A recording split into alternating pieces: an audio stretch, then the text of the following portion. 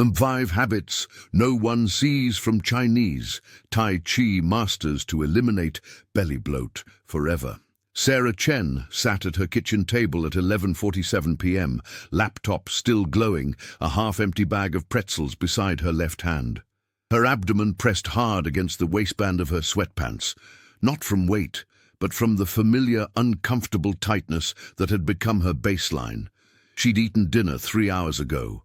A reasonable salad, grilled chicken, quinoa, the foods her gastroenterologist had approved.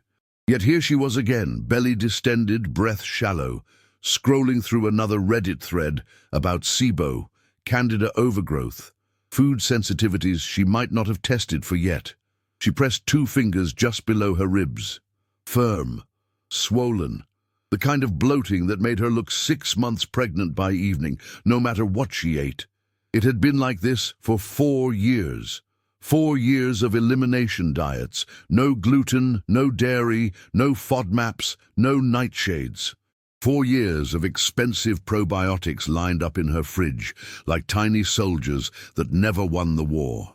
4 years of doctors saying her labs were fine, while her body screamed otherwise. She'd tried everything: digestive enzymes, apple cider vinegar shots, intermittent fasting, eating only cooked vegetables, eating only raw vegetables, eating 6 small meals, eating 2 large meals. Nothing stuck. Nothing worked for more than a week before her stomach returned to its swollen, uncomfortable state. Her phone buzzed. A text from her mother. "Your Aunt Lynn is teaching Tai Chi in the park tomorrow morning. 7 a.m. You should come. Fresh air is good." Sarah almost laughed. Her mother's solution to everything. Fresh air. Traditional Chinese practices. Sarah had spent her American childhood avoiding. She'd grown up watching her grandmother move through slow, deliberate forms in the backyard, but had always found it embarrassing. Too old-fashioned, too foreign, too slow for a world that rewarded speed and intensity. But tonight, belly tight and mind exhausted, she found herself typing back, "Maybe." She closed the laptop, stood, walked to the bathroom mirror. The fluorescent light was cruel. Her face looked puffy. Her eyes carried shadows that no concealer could hide. She pulled up her shirt and stared at her midsection. Round, hard, uncomfortable. Not fat. Just stuck, like everything inside her had forgotten how to move. On her dresser sat a small jade bracelet her grandmother had given her years ago, smooth green beads on an elastic band, 27 of them. Her grandmother had called them shu shi zhu, breath-counting beads. She'd tried to teach Sarah to use them during breathing exercises, moving 1 bead between her fingers with each exhale. Sarah had been 16 and mortified. Now, at 38, she picked up the bracelet and slipped it onto her wrist. The next morning, Sarah found herself standing at the edge of Green Lake Park at 6:52 a.m., coffee in hand, watching 24 people, most of them over 60, gather in a clearing near the water. Her Aunt Lynn stood at the front, dressed in loose linen pants and a simple cotton shirt, her grey hair pulled back. She moved her hands in slow circles, and the group mirrored her, their movements synchronized, meditative, almost hypnotic. Sarah stayed at the periphery, sipping her coffee, feeling the familiar tightness in her abdomen even though she'd only had water since waking. She watched an older man, maybe 70, moving through the forms with his eyes half closed, his breathing audible even from 15 feet away, deep, deliberate, his belly expanding and contracting with each cycle. His posture was perfectly upright, his face was calm. Aunt Lynn noticed her, smiled, gestured her over. "Just watch today," she said quietly in Mandarin. "No pressure. Just see if your body remembers anything." Sarah didn't think her body remembered anything useful, but she stayed, and for the next hour she watched 27 people move like water through air, their breath visible in the cool morning mist, their abdomens soft, their movements circular and unhurried. None of them looked like they were suffering, none of them looked bloated. When the session ended, Aunt Lynn approached her with a small thermos. "Green tea," she said, pouring a cup. "Still warm." not cold. Sarah took it. The heat felt good in her hands. "You know," Aunt Lynn said, "your grandmother never had stomach problems. Not once. She ate rice every day, noodles, dumplings. But she never had what you have." Sarah looked down at the tea. "She probably just had better genes." Aunt Lynn shook her head. "She had better habits, small ones, invisible ones, the kind you wouldn't notice unless you paid attention."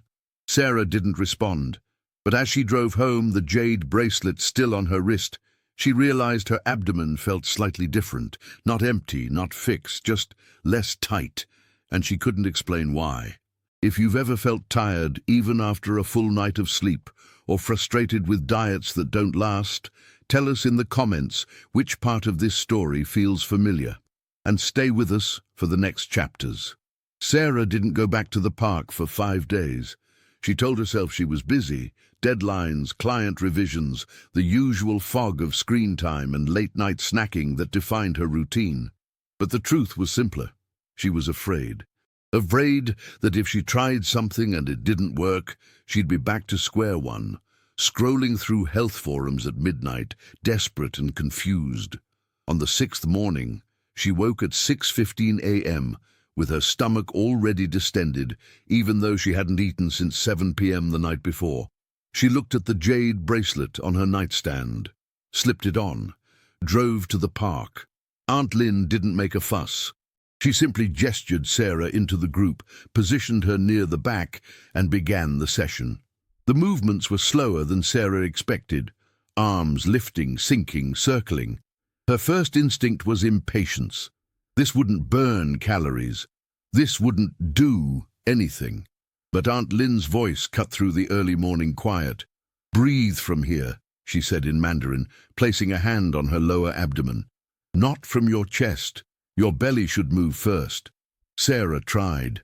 Her breath was shallow, stuck high in her ribs. She'd spent years breathing like this, tight, fast, efficient for a life lived at a desk. She placed her own hand on her stomach and tried again. Inhale. Her belly barely moved. Exhale. Nothing. An older woman beside her, Mrs. Wang, leaned over. "Imagine you're filling a balloon inside your belly," she whispered. "Slowly. Then let it deflate just as slowly." Sarah tried again. This time, her abdomen expanded slightly, then contracted. It felt strange, uncomfortable, like she was doing something wrong. "Good," Mrs. Wang said. "Now match the movement. Inhale as your hands rise. Exhale as they fall. The breath moves the body, not the other way around." For the next 40 minutes, Sarah moved and breathed, slowly, awkwardly. Her abdomen felt strange, sometimes tight, sometimes releasing. At one point she felt a small rumble, a shift, like something inside her was finally moving after being stuck. After the session, Aunt Lynn approached her with the thermos again. Warm tea, always warm. "Why never cold water?" Sarah asked. "Cold shocks the stomach," Aunt Lynn said simply. "Slows everything down, makes digestion harder. We've always known this. Your grandmother drank warm water her whole life."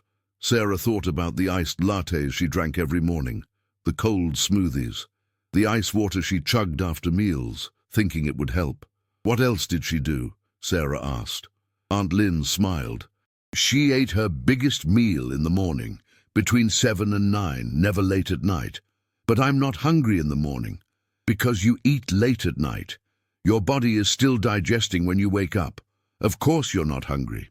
Sarah felt something shift in her understanding, not a revelation, just a quiet crack in the wall of her assumptions. That night, she ate dinner at 6:30 p.m. instead of 9 p.m. A small bowl of rice, steamed vegetables, ginger tea, still warm. She turned off her phone at 9:30 p.m. and lay in bed, the jade bracelet on her wrist, moving one bead with each exhale. 27 breaths. Her abdomen felt less tight, not empty, not fixed, just less. The next morning, she woke at 6:45 a.m., and for the first time in months, she was actually hungry. She made a simple breakfast, scrambled eggs, a small bowl of rice, sliced cucumber. She ate slowly, chewing each bite longer than she usually did. Her abdomen stayed soft, no immediate tightness. No bloating creeping in by 9 a.m. like it usually did. She went to the park again. This time, Aunt Lynn taught her a new movement, a slow twist of the torso, hands circling at waist height, hips rotating gently. It felt ridiculous, like she was dancing in slow motion. But Mrs. Wang, moving beside her, explained, "This movement," she said, "we do after eating, not exercise, just gentle movement. It helps the stomach, moves things along." Sarah remembered the premise from Aunt Lynn's earlier words. Tai Chi wasn't about burning calories or working out. It was about circulation, flow, not force. Over the next 2 weeks, Sarah began implementing small changes. She ate her largest meal between 7 and 9 a.m. Rice, eggs, vegetables, sometimes a small piece of fish. She drank warm ginger tea with meals, never cold water. After eating, she did 5 minutes of slow, circular movements. Nothing strenuous, just gentle rotations that made her feel slightly foolish, but left her abdomen feeling lighter. She practiced diaphragmatic breathing every night. The jade bracelet on her wrist, 27 slow cycles before sleep, and something started to shift. Not dramatically, not overnight. But by the 3rd week, she noticed she could button her jeans in the evening without discomfort. Her stomach no longer looked 6 months pregnant by 4 p.m. She had more energy in the afternoons, not a caffeine buzz, just steady, quiet energy. Her co-worker Jenna noticed. "You look different," Jenna said over lunch one day. "Did you start a new diet?" Sarah hesitated. "Not really, just eating earlier in the day and breathing differently." Jenna laughed. "Breathing differently? That's not a thing." Sarah felt a flash of defensiveness, but said nothing. She knew how it sounded. Ridiculous. Too simple. But her body knew something Jenna's skepticism couldn't touch. 3 weeks into her new routine, Sarah attended a work dinner. A client celebration at a trendy downtown restaurant, the kind of place that served small plates meant for sharing, rich sauces and cocktails with clever names. The reservation was for 8 p.m. Sarah felt the old tension return. She'd been eating dinner at 6 p.m. for weeks now, going to bed with her stomach settled, waking up hungry and clear. But tonight she'd be eating late, eating rich food, probably drinking wine to be social. She thought about declining, but the client was important. Her boss was attending. It would look strange to skip, so she went. By 8:45 p.m., she'd eaten 3 small plates, sipped half a glass of wine, and felt the familiar tightness creeping back into her abdomen. Not severe, but present. A reminder that her body had adjusted to a rhythm, and this disruption registered. Jenna, sitting beside her, ordered another round of appetizers. "You've barely eaten anything," Jenna said. "Come on, live a little." Sarah smiled politely. "I'm good. Just full." "Full? We've only had tapas." Sarah didn't explain. She couldn't explain that full wasn't the right word. Her stomach felt compressed, like the late meal and rich food had triggered an old pattern. She excused herself to the restroom, stood in the quiet bathroom, placed a hand on her abdomen, and breathed. 10 slow cycles, diaphragmatic, deep. When she returned to the table, Jenna was laughing with their boss about a new biohacking trend she'd read about, sleeping less, working harder, optimizing every minute. "I'm down to 5 hours a night," Jenna said. "I feel amazing." Sarah said nothing. She thought about the Tai Chi practitioners in the park, most of them over 60, moving with grace and calm at 7 a.m. after a full night's sleep. She thought about her grandmother, who'd lived to 92 without ever biohacking anything. The dinner ended at 10:30 p.m. Sarah drove home, her stomach uncomfortably tight, her mind replaying Jenna's words. Live a little. As if discipline and rhythm were the opposite of living. The next morning, she returned to the park at 7 a.m., her abdomen still slightly distended from the night before. Aunt Lynn noticed. "Late dinner?" she asked. Sarah nodded. "Your body will forgive you," Aunt Lynn said, "but it's also trying to tell you something. Listen to it." During the session, Sarah focused on the breathing. Inhale, belly expands. exhale, belly contracts. The slow, circular movements after the session felt like an apology to her digestive system. By mid-morning, the tightness had eased. That week, Sarah's gastroenterologist called with her latest test results. Her inflammatory markers were down, not dramatically, but measurably. Her doctor sounded pleased but puzzled. "Whatever you're doing, keep doing it," she said. "Your gut seems calmer." Sarah almost laughed. She wanted to say, "I'm eating breakfast like a Chinese grandmother and breathing like a Tai Chi master." But she knew how it would sound. Instead, she said, "I've been managing stress differently," which was true, but it wasn't the whole truth. A few days later, Sarah's mother visited for tea. She noticed the jade bracelet immediately. "You're wearing Grandma's beads," she said, her voice soft. "Yeah, I've been using them for breathing." Her mother smiled. She used to say those beads taught her patience. One breath at a time. No rushing. "Did she ever have stomach problems?" Sarah asked. "Never. She ate 3 meals a day, always warm food, always at the same times. She said the body likes rhythm." Sarah thought about her own life. Eating at random hours, cold smoothies for breakfast, late-night snacks while working. No rhythm, just reaction. "Do you think that actually mattered?" Sarah asked. "Or was it just a coincidence?" Her mother looked at her for a long moment. "Your body is not a machine you can trick into working. It's a system that responds to patterns. Your grandmother understood that." Sarah felt something tighten in her chest. Not defensiveness, but recognition. She'd spent 4 years trying to outsmart her body with elimination diets and supplements. She hadn't once considered that the problem wasn't what she ate, but when and how, and in what state her nervous system was in when she ate it. That night, Sarah made a decision. She blocked off her calendar from 6 to 7 p.m. every weekday, labeled it non-negotiable. No client calls, no late meetings, just dinner at 6 p.m., warm tea, and 27 breaths before bed. Jenna noticed the change. "You're leaving at 5:30 now?" she asked, half joking, half incredulous. "Yeah," Sarah said simply. "I need to eat dinner at a reasonable hour." "That's so rigid." "Maybe, but my stomach is finally calm," Jenna shrugged. "If it works for you." Sarah didn't push back. She understood now that some people would see discipline as restriction, rhythm as rigidity, but her body knew the difference. Would you rather force yourself with willpower or redesign your environment and habits like this character is learning to do? Comment which path makes more sense to you and share this episode with someone who needs a gentler approach to change. 2 months into her new routine, Sarah's body had settled into something unfamiliar. Predictability. She woke at 6:30 a.m., hungry, ate breakfast between 7 and 8 a.m., rice, eggs, vegetables, warm ginger tea.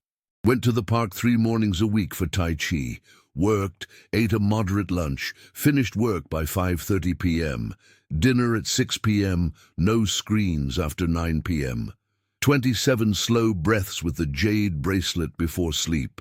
Her abdomen stayed soft most days. Not flat, she wasn't chasing flatness anymore, but comfortable, functional. She could wear fitted clothes without worrying about how she'd look by evening. She had energy that didn't come from coffee.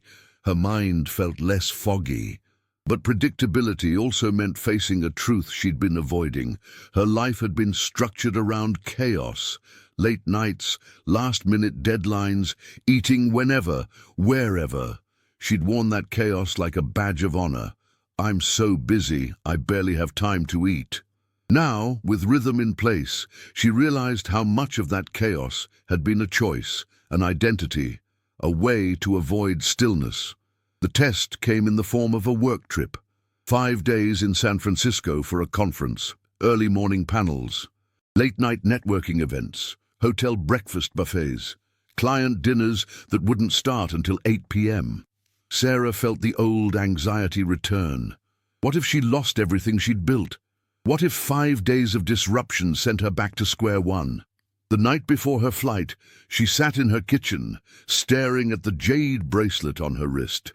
She thought about calling Aunt Lynn, asking for advice, but instead, she made a list. Travel habits. Pack instant ginger tea bags. Request early breakfast, 7 to 8 a.m. Bring the jade bracelet. Do 10 minutes of slow movement after meals. Prioritize sleep over networking events when possible. It wasn't perfect, but it was something. In San Francisco, Sarah discovered that rhythm could be portable. She woke early, ate breakfast in the hotel restaurant at 7:15 a.m. while most attendees were still sleeping. She skipped the late-night cocktail events and did slow, circular Tai Chi movements in her hotel room after dinner. Curtains drawn, feeling slightly absurd, but committed. She drank warm ginger tea before bed, moving the jade beads through 27 slow breaths, even as notifications from her co-workers buzzed on her phone. On the third night, there was a mandatory client dinner, 8 p.m. reservation, rich food, wine. Sarah felt the familiar tightness creeping back by 9:30 p.m. Her stomach distended, uncomfortable. But this time she didn't panic. She excused herself, found a quiet corner in the restaurant's hallway, and breathed. Deep, diaphragmatic. 10 slow cycles. When she returned to the table, Jenna was there, also in San Francisco for the conference. "You okay?" Jenna asked. "Yeah, just needed a minute." "You've been so weird lately," Jenna said, not unkindly. "Leaving early, eating at specific times. Are you okay? Like, really?" Sarah paused. She could deflect, make a joke, but instead she told the truth. "I had chronic bloating for 4 years. Nothing worked. Then I started eating breakfast earlier, breathing differently and moving slowly after meals, and it's gone. Mostly." Jenna looked skeptical. "That's it? Just eating earlier?" "It's not just eating earlier, it's rhythm. My body needed rhythm, not restriction." Jenna didn't respond. Sarah could see the disbelief in her eyes. But she also saw something else, a flicker of curiosity, maybe even envy. The next morning, Sarah woke at 6:45 a.m. and went for a walk along the Embarcadero. The air was cool, the city was quiet. She found a bench near the water and did her breathing practice, the jade bracelet warm against her skin. 27 breaths, her abdomen was soft, calm. She thought about her grandmother, about the slow, circular movements she'd dismissed as old-fashioned, about the warm tea she'd mocked as superstition, and she realized that what had looked like restriction from the outside, eating at specific times, drinking warm liquids, breathing deliberately, was actually freedom. Freedom from the constant discomfort. Freedom from the fear that her body was broken. When Sarah returned home, her mother texted, "How was San Francisco? Did you survive the late dinners?" Sarah smiled. "I survived, and I brought the jade bracelet." Her mother's response came quickly. "Grandma would be proud." Sarah stared at the text for a long moment. Then she looked at the bracelet on her wrist. She thought about the 24 people in the park every morning, moving through the mist, breathing deep and slow, their bodies aligned and functional. She thought about Master Liu in Hangzhou, 82 years old, no bloating in 40 years. And she realized she wasn't following a diet. She was following a design her body had been asking for all along. 3 months after her first morning in the park, Sarah sat across from her gastroenterologist for a follow-up appointment. The doctor reviewed her latest test results, her expression shifting from neutral to mildly surprised.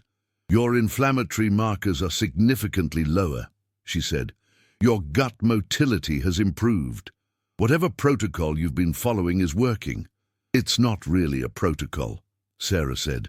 "I've just been eating earlier in the day, breathing differently, and moving slowly after meals." The doctor looked up from the chart. "That's it?" "Pretty much." "Oh, and I drink warm tea instead of cold water." The doctor leaned back. "You know, there's actually some research on meal timing and digestive function, circadian rhythm optimization, and breathwork's impact on the vagus nerve." She paused. "But most patients don't stick with it. They want a supplement, a pill, something fast." Sarah thought about the jade bracelet on her wrist, the 27 breaths every night, the slow, circular movements after breakfast. None of it was fast. None of it was a fix. It was just rhythm. "I think," Sarah said carefully, "the real shift wasn't in what I did. It was in how I understood my body. I spent years thinking I needed to control it, restrict it, fix it, but I was just out of sync." The doctor nodded slowly. "You know, I see a lot of patients with your same symptoms. Most of them are high stress, irregular schedules, eating late, not sleeping well. The gut doesn't exist in isolation." "No one told me that," Sarah said. "Everyone just told me to eliminate foods, because that's easier to prescribe than redesign your entire life around rhythm and nervous system regulation." Sarah almost laughed. That was exactly what she'd done, and it had felt impossible at first. Ridiculous. But now it felt like the only thing that made sense. That night, Sarah met Aunt Lynn for tea. They sat in Aunt Lynn's small kitchen, 2 cups of warm oolong between them, steam rising in soft curls. "You look different," Aunt Lynn said. "I feel different. Not just your stomach, your face. Less tight." Sarah touched her jaw. She hadn't realized she'd been carrying tension there. "I think I've been tense my whole adult life." "You know," Aunt Lynn said, "your grandmother used to say that the stomach is the body's second brain. When you're stressed, anxious, rushing, the stomach knows. It tightens, it stops moving, it forgets how to digest." So all those years of elimination diets, you were treating the symptom, not the cause. Sarah felt something break open in her chest. Not grief, but release. She'd spent 4 years blaming her body, blaming food, blaming her genes. And the whole time, the real problem had been her nervous system, stuck in fight or flight, eating at midnight, drinking ice water, breathing shallow, never resting. "Why didn't anyone tell me this?" Sarah asked, her voice quiet. "Because it's invisible," Aunt Lynn said. "You can't sell invisible habits. You can't package rhythm and breath and warm tea and call it a product. But that's what your grandmother knew. That's what we've always known." Sarah looked down at the jade bracelet. "I used to think these beads were old-fashioned, pointless. They're not magic," Aunt Lynn said. "They're just a tool, a way to count, to slow down, to remember that your body needs rhythm, not force." "I've been forcing everything," Sarah said, "for years. And now I'm just breathing." Aunt Lynn smiled. "That's the secret no one sees. The Tai Chi masters in the park, the elders who never bloat, the people who stay calm and healthy into their 80s, they're not doing anything extreme. They're just breathing deep, eating on rhythm, moving slowly, staying warm, small things, invisible things." Sarah felt tears prick her eyes. She'd spent so much time looking for the complex answer, the hidden food sensitivity, the rare diagnosis, the expensive treatment. And the whole time, the answer had been simple, not easy, but simple. The next morning, Sarah arrived at the park at 6:50 a.m. The mist was thick, the air cool. She took her place in the group, the jade bracelet on her wrist. Mrs. Wang smiled at her. "You're one of us now," she said. Sarah didn't know if that was true, but she knew this. Her body had stopped fighting her. Her abdomen stayed soft through the day. She slept deeply. She woke hungry. She had energy that didn't come from caffeine or willpower, but from alignment. As the group moved through the forms, slow, circular, deliberate, Sarah felt her breath deepen, felt her belly expand with each inhale, felt the gentle pressure massaging her intestines from within. She thought about all the mornings she'd spent in her apartment, bloated and frustrated, Googling symptoms at 2 a.m. And she thought about how strange it was that the solution had been here all along, in a park in Seattle, practiced by 24 people over 60 who moved like water and breathed like they had all the time in the world, because they did. And now, so did she. 6 months after Sarah's first morning in the park, her life had taken on a shape she didn't recognize, but one her body did. She woke without an alarm most days, her circadian rhythm recalibrated by months of consistent sleep and morning light. Breakfast at 7:15 a.m., Tai Chi 3 mornings a week. Work, dinner at 6 p.m. 27 slow breaths before bed. The jade bracelet warm against her wrist.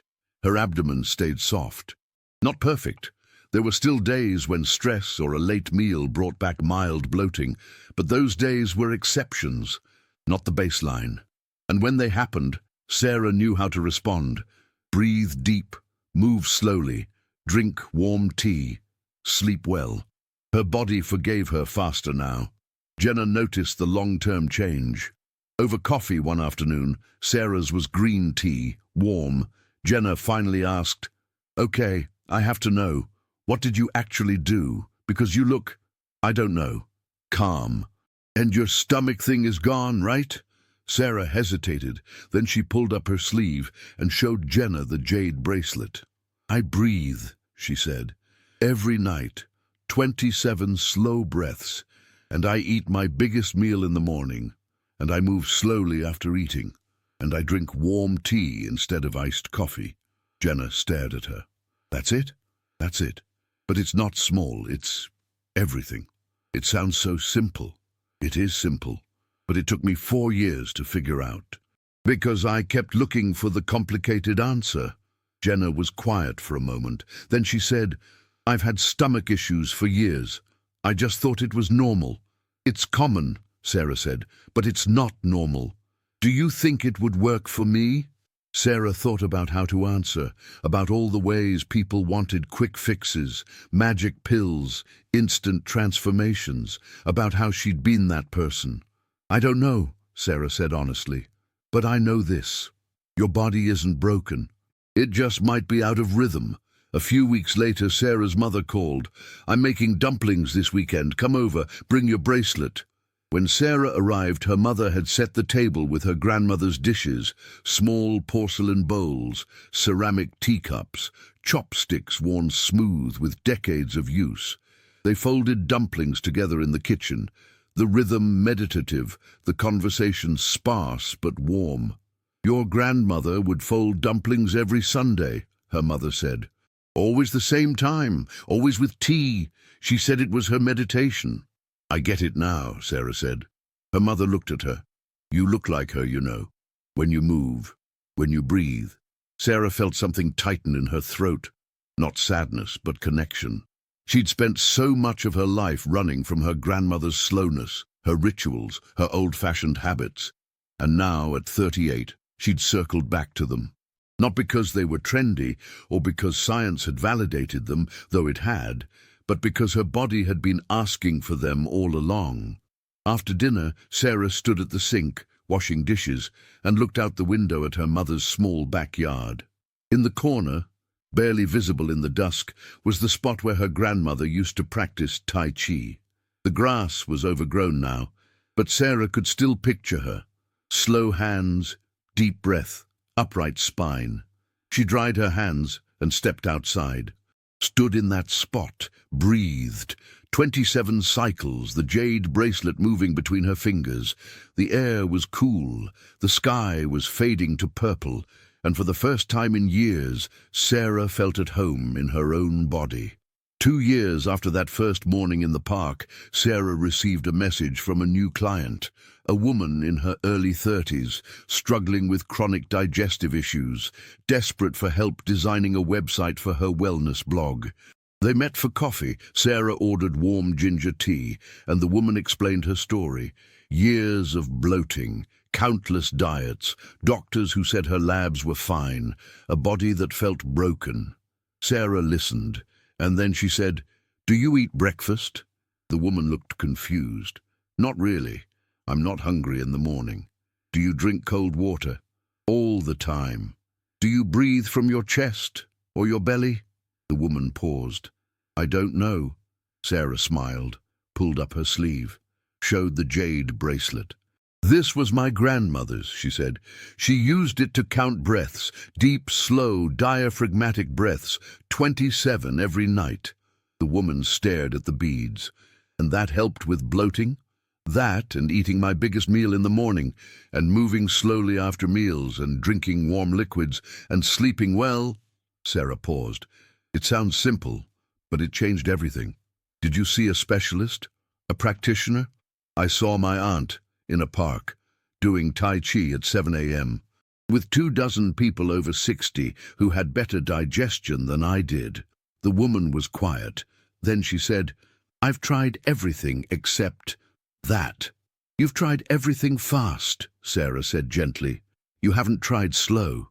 3 months later, the woman sent Sarah a photo. She was standing in a park, surrounded by early morning light, arms lifted in a slow, circular motion.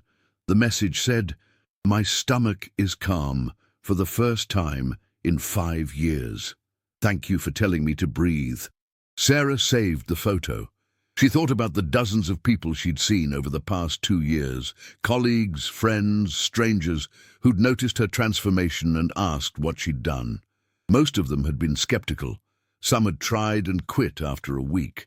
But a few, just a few, had stuck with it, had learned to breathe deep, to eat on rhythm, to move slowly, to trust their body's design instead of fighting it. And those few had changed. Not overnight, not dramatically, but quietly, deeply, permanently. Sarah looked at the jade bracelet on her wrist, thought about her grandmother, folding dumplings, breathing slow, living to 92 without ever stepping into a gym or buying a probiotic. She thought about Master Liu in Hangzhou, 82 years old, moving through the mist, his abdomen flat and functional after 40 years of invisible habits. She thought about how the real transformation had never been about her stomach. It had been about learning to listen, to slow down, to respect the rhythm her body had been asking for all along, and she realized the secret was never hidden. It was just quiet. Too quiet for a world obsessed with loud, fast, extreme solutions. But for those willing to slow down and breathe, really breathe, the secret had always been there, waiting. If this story reminded you that real transformation comes from small habits repeated over time, not from overnight fixes, subscribe to the channel, tell us which country you watch from, and invite someone to start this journey with you in the next story.